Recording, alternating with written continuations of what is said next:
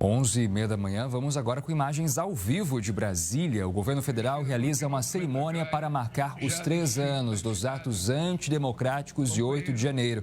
O evento, que relembra a invasão aos prédios dos 3 poderes, conta com a participação do presidente Lula. Vamos então acompanhar agora ao vivo. Ministra das Mulheres, Aniele Franco, ministra da Igualdade Racial, Macaé Evaristo, ministra dos Direitos Humanos, Sônia Guajajara, ministra dos Povos Indígenas, Guilherme Bolo, da Secretaria-Geral da Presidência da República, Marco Antônio Amaro, Gabinete de Segurança Institucional, Gleice Hoff, ministra da Secretaria das Relações Institucionais, Sidônio Palmeira, ministro da Comunicação Social da Presidência da República, Jorge Messias, ministro da Advocacia Geral da União, Vinícius Carvalho, ministro da Controladoria Geral da República.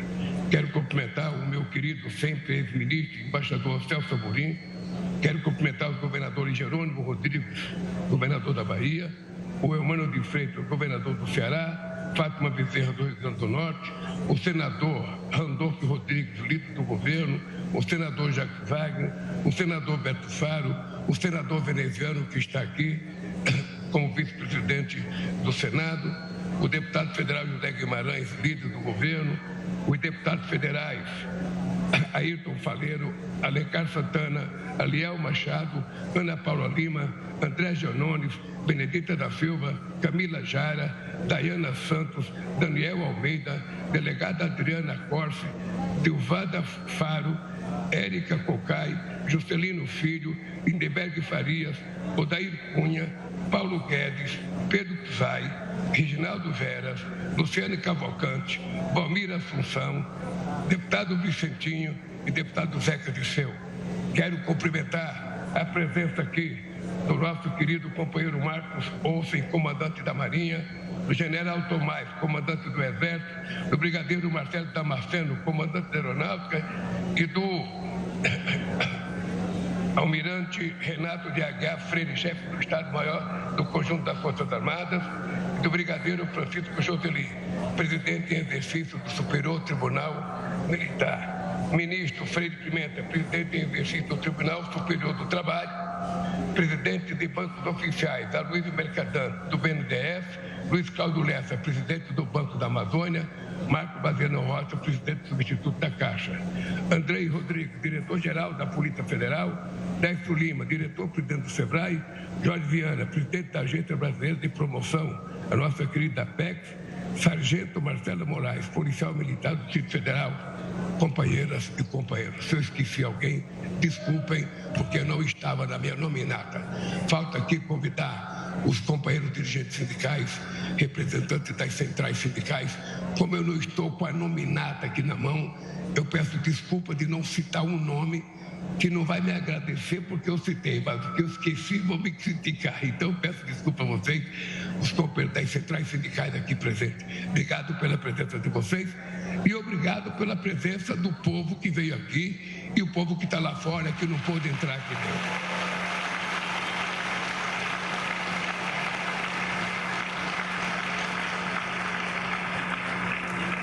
O meu discurso será muito pequeno. Vocês percebem que tem poucas páginas. A democracia exige que a gente fale pouco. Não falei nem o nome da nossa prefeita de Contagem, porque não estava na minha nominata. Por isso que é difícil a gente... A democracia ela exige que a gente fale pouco e ouça muito. É muito melhor a gente ouvir do que a gente ficar pensando sozinho em fazer as coisas. E o dia de hoje, além de estarmos aniversariando 3 anos de mandato, do nosso 3º mandato, é um dia que muita gente nesse país pode comemorar. Primeiro, pela manutenção do Estado de Direito Democrático nesse país.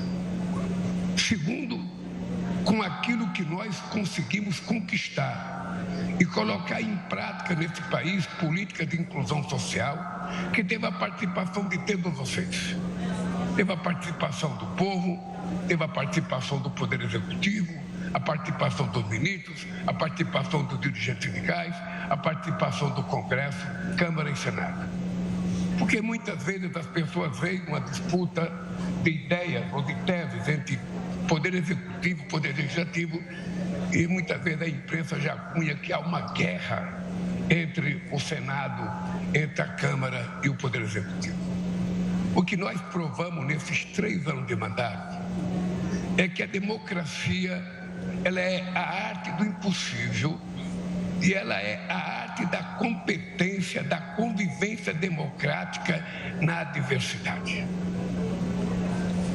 Acho que não tem um cientista político que imaginou que depois do resultado eleitoral de 2022, que a gente pudesse tomar posse e governar esse país e conseguir aprovar a quantidade de coisas que nós conseguimos aprovar num parlamento teoricamente totalmente adverso ao governo. A nossa bancada chegou ao Congresso com 69 ou 70 deputados, se somar toda a esquerda, não chegamos a 130, 140. Ou seja, num Congresso de 513 deputados e 81 senadores, quando o meu partido só tem 9. E mesmo assim, nós conseguimos aprovar coisas que muitos governantes que tiveram muitas vezes a maioria do Congresso Nacional não conseguiu aprovar. Eu poderia começar dizendo para vocês os meus agradecimentos pelo fato da gente ter aprovado a PEC da transição. A PEC da transição é uma coisa que poderia entrar no Guinness Book, pela competência política e pela tolerância política de todos os envolvidos.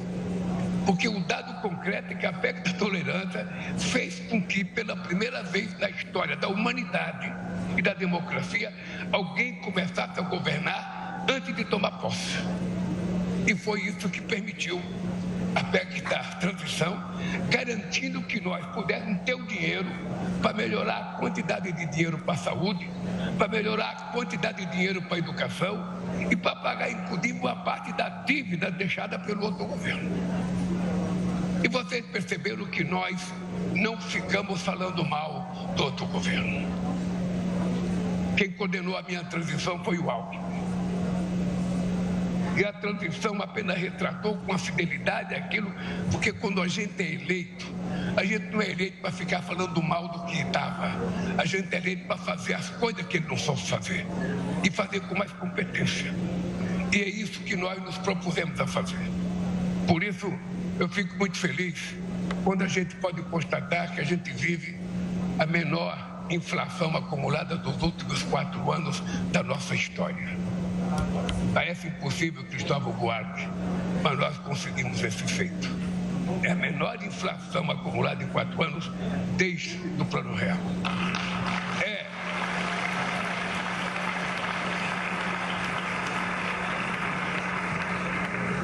É o maior aumento da massa salarial desde que se começou a fazer pesquisa. É o maior número de emprego com carteira profissional assinada da nossa história. E é o menor desemprego da nossa história. Se eu for falar de cada ministério, e a gente vai ter que mostrar esse ano ao povo brasileiro, uma comparação, o que foi esses 3 anos com os 8 anos antes de nós, para que a gente possa fazer uma fotografia para cada pessoa saber o que aconteceu nesse país. Um fato inusitado desse ano é que todas as previsões pessimistas faladas no mês de janeiro, que as coisas não iam dar certo no Brasil, todas foram derrotadas. Todas as previsões foram derrotadas.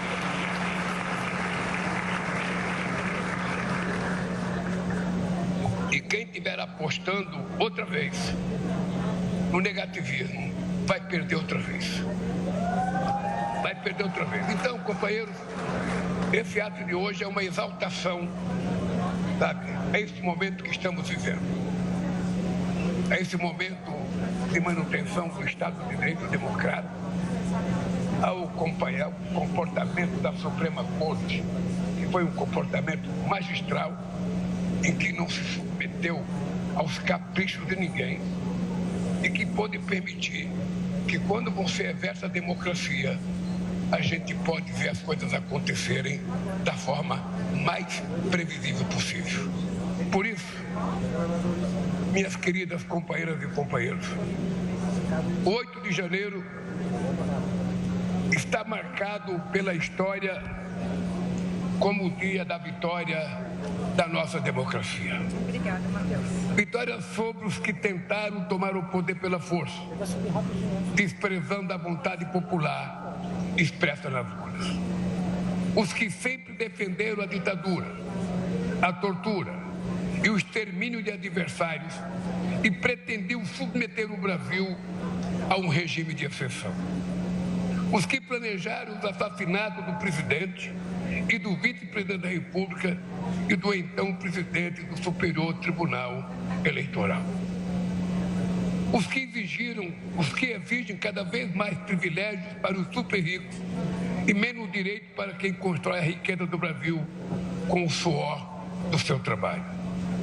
Vitória sobre os que não hesitaram em desmantelar outra vez as políticas de inclusão social e devolver o Brasil ao mapa da fome. Os inimigos das conquistas dos mais carentes, da classe média e da classe trabalhadora.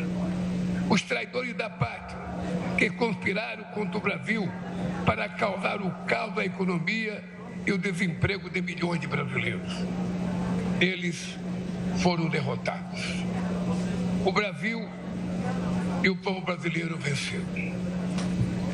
Minhas amigas e meus amigos, a tentativa do golpe de 8 de janeiro de 2003 veio nos lembrar que a democracia não é uma conquista inabalável. Ela será sempre uma obra em construção, sujeita ao permanente assédio de velhos e novos candidatos a ditadores. Por isso, a democracia precisa ser zelada com carinho e defendida com unhas e dentes, dia após dia. É preciso conscientizar as pessoas que a democracia é muito mais do que uma palavra bonita no dicionário. É mais do que o dever e o direito de votar no dia da eleição e depois guardar o título de eleitor pelos próximos 4 anos. A democracia requer a participação efetiva da sociedade nas decisões de governo.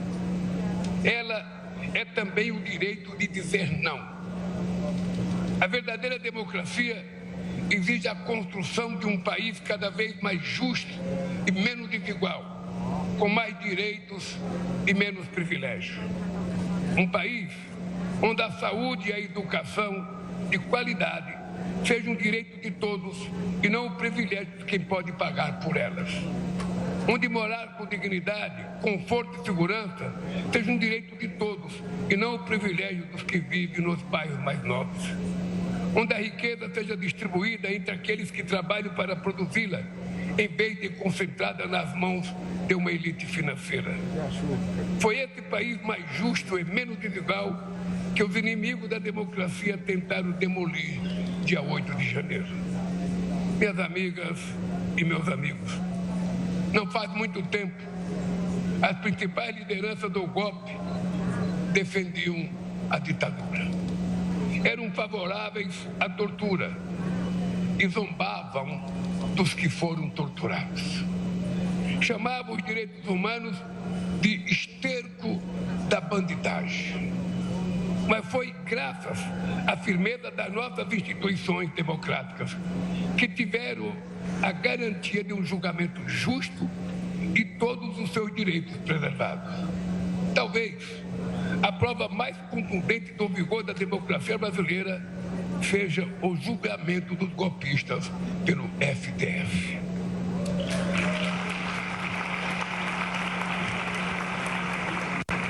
Todos eles tiveram amplo direito de defesa. Foram julgados com transparência e imparcialidade. E ao final do julgamento, condenados com base em provas robustas e não com ilegalidades em série, meras convicções ou pontos fajutos.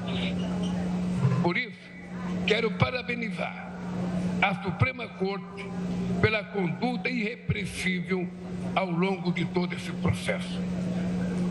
Julgou e condenou no estrito cumprimento da lei. Não se rendeu às pressões, não se amedrontou diante das ameaças, não se deixou levar por revanchismo. Saiu fortalecida. Sua conduta certamente será lembrada pela história.